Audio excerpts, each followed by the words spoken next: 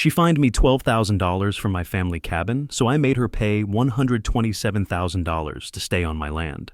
I'm David Torres, disabled veteran from Montana. My grandfather passed 3 months ago and left me his cabin. 1 week after the funeral, Linda Morrison showed up with a clipboard. HOA president conducting mandatory inspection on transferred properties. She walked around for 20 minutes taking photos, shaking her head like she'd found a crime scene. The letter came certified 2 days later. 12 violations: peeling paint, unapproved deck, non-compliant mailbox. Every item tagged with fees. Total due $12,000 in 14 days, plus mandatory HOA enrollment because I wasn't grandfathered exempt like my grandfather. I drove to the HOA office where Linda sat behind her desk like a judge.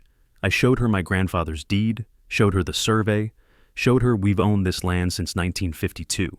She didn't look, just pushed a payment form across and said, "You don't belong in this community. People like you should know your place." That was it. That was the line that made me remember what I had.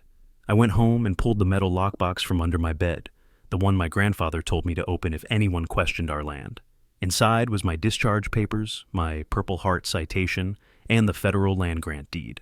Signed, sealed, recorded in 1952, 160 acres. My grandfather earned it serving in Korea. I called the county recorder at midnight and confirmed the plat maps. The entire subdivision, every house, every road, every common area, built on my family's deeded property. 18 years of trespass. Next morning, I filed quiet title action, trespass claim, demand for possession. The process server found Linda at the clubhouse. She went white, called an emergency board meeting, called their lawyer. Their lawyer called mine, and my attorney read them the federal statute. Veterans' land grants supersede all subsequent claims. The HOA never owned anything. Linda called the sheriff, claimed I was harassing the board.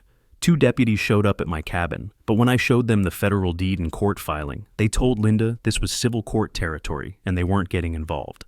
I gave them one option: lease agreement at $850 per day, retroactive for 47 days. Do the math. $39,950 back rent, plus my $12,000 returned, plus $85,000 in legal fees and damages. Total, $127,000. Their insurance refused coverage. The board voted to pay within 48 hours. Linda resigned that afternoon. The new board signed a 99-year lease, fixed rate, no violation authority, no inspection rights. My cabin still has the same paint, same deck, same mailbox, and my grandfather's name on the deed right next to mine. Tell me, who really didn't belong here? Drop your HOA nightmare below.